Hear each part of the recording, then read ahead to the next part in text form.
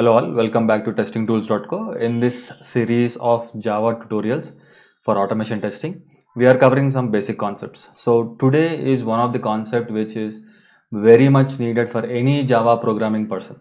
Okay, without this your life will be nightmare. Okay, I would like you to follow through the entire video so that you will not miss any of the important concepts. And today we are covering about how to debug a program. So when we write any programming logic or business logic, we want to understand whether the program is working fine or not, whether the particular line of code is getting executed or not, or maybe a particular line of code whether the values in some of the variables are correct or not. So all these can be debugged in Java, especially in editors like Eclipse or maybe any other editor. Okay. Now this is the continuation of the previous video where we talked about exception handling. There is a divide by zero concept which is handled in this particular code. I have modified it to basically I just added one more method here called add, which basically takes two input parameters, sums of the two parameters and returns those values. And also I have called that particular method in the public static void main method. Okay. The reason why I'm doing this, when you debug, there are different kinds of options available. So I wanted to demonstrate both of them. Okay. Now, first of all, till date, we have been executing any program by going to right click, run as, and then Java application. But now if you want to debug this particular code, there are two things that you have to do. One, you have to put breakpoints and then you have to execute the program in debug mode. Okay. So first we will understand what is a breakpoint. Breakpoint is basically the place where you want the Eclipse to pause the execution so that you can check different things and then continue to execute either line by line or maybe complete execution. Okay. So how do you put a breakpoint and where do you put a breakpoint? Now, for example, I want to put a breakpoint at the place where it says int c is equal to a plus b. So once the program is executed, you know that this particular constructor is called and then this particular statement is executed where we are calling the method. Okay. So when we are calling this method, basically the control flow will go into the add method. Now in this add method, I want to stop at the place or pause at the place where the instruction is int c is equal to a plus b. How can you do that? Go to that particular line and right click and then say toggle breakpoint. So once you do that, you will see there is a blue mark coming here. Now if you want to remove this, you can do the same thing, right click and then toggle breakpoint. Okay, it is gone. So for now, we need a breakpoint. So we are putting a breakpoint at line number 7. Similarly, I want to put a breakpoint at line number 22. Okay, so what I can do right click and then toggle breakpoint. There is another way, you can double click at that particular line number and even then that particular breakpoint is added. Okay, now we understood where the breakpoints need to be added and then we will now execute this program in a debug mode. If you run it in a normal mode, the program will not stop or the Eclipse will not pause at that particular breakpoints, it will continue to execute. So what you have to do, you have to right click and then say debug as Java application. So if you're doing it for the first time, you might get a pop-up saying you have to switch the mode. Please click on that switch button and then it will continue and come here. Okay. So if you see here, we have put a breakpoint at line number 7 and the Eclipse has paused execution at that particular place. Now what can we do here? Okay. What we can do here is we can understand what are the values present in each of these variables. Okay. Now if I want to see that I have passed a and b as 24 and 47, I want to verify whether the a and b variables are actually holding these values or not. So how can I do that? Put your mouse on top of a. So it shows you what is the value present in variable a. Similarly, you can put on variable b and it shows the value present in b variable. Now what will happen if I put on c? Ideally, this particular statement, that is int c is equal to a plus b, is not executed till now, right? So the c variable is not even declared in the runtime as of now at this current state. Okay, so let's see what will happen. See, it doesn't show anything because c is not yet been initialized or anything. Now, but after I execute this particular statement and again put my mouse on top of c, then you will see what is the value present in c. Okay. Now, how do you execute each and every statement? There are two ways of doing this. One is step into and step over, which you can see here. There are two arrows here. One is step into, which is F5, which is a shortcut, and then we have step over, which is F6. So you can either use the editor icons or you can press these keyboard keys to perform those activities. So for now we will go with step into. So I'll click on this button. See what happened? That particular line number 7 got executed, and now you can go and see what is the value present in C. Can you see here? When I put my mouse cursor on C, it shows the value as 71. That is the sum of the two input parameters given to this method.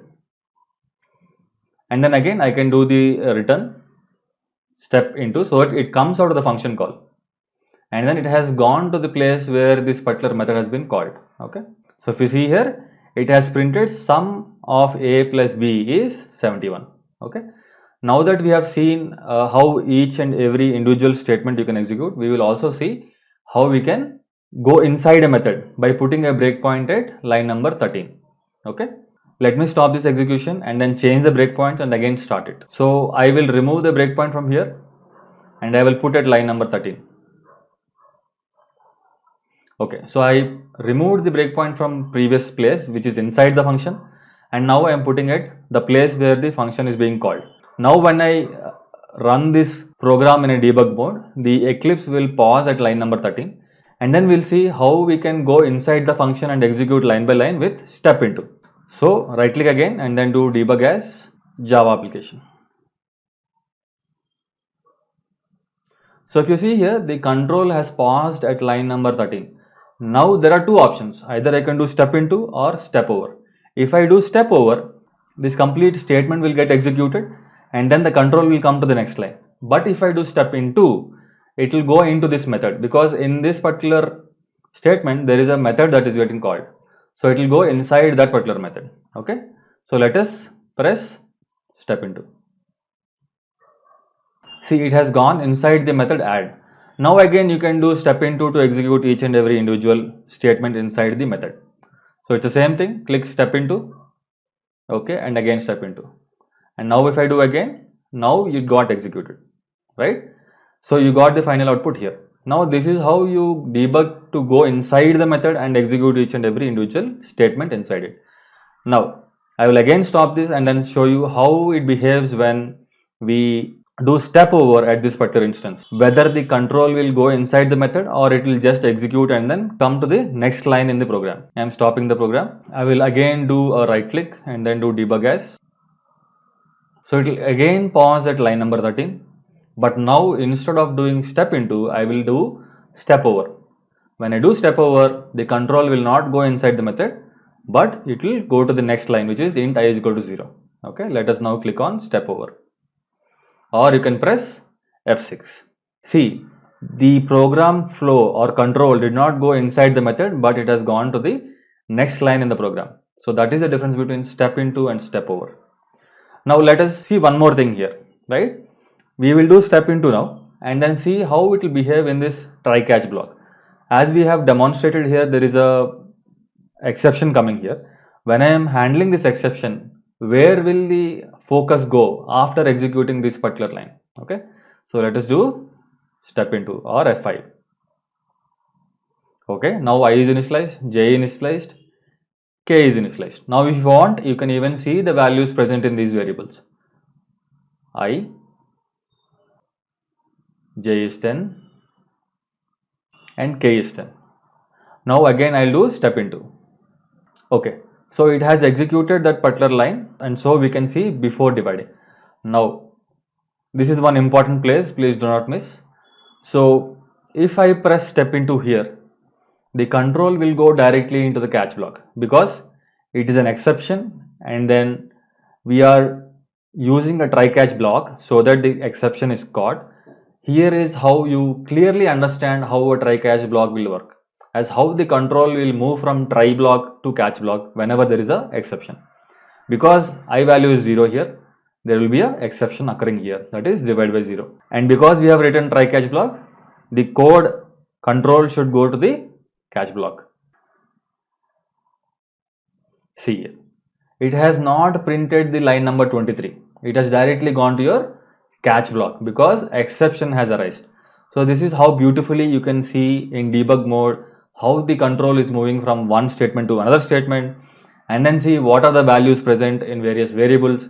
You can do all such kind of beautiful things when you are debugging and clearly understand where you have written the logic properly or where your logic is wrong. You can debug it properly. So you can do this step into or step over wherever it is necessary. So I'll continue to do this step into. Okay, so k value is 0 now. See, I have put my mouse and it shows 0. And then if I again do this step into, it will print value is 0. Okay, and then you have to click on next, and you can also finally do a resume, so the entire program gets executed. Okay, so if you see here, it's very beautifully given in the Eclipse IDE how to debug each and individual statement, and it will help you to understand if your logic is written properly or not. Is there any change that you have to do? You can understand the values in each variable. That is how you analyze if the code you have written is correct or not. Okay, so this is a very important concept whenever you are trying to learn Java and enter into any, whether it be development work or maybe test automation work. Debugging is very important. Okay, I am making more regular videos, and if you don't want to miss any of these videos, I would suggest you to hit that subscribe button and then bell icon. And if you are liking these videos, I would request you to please like the video also. This way it will encourage me to do more and more videos.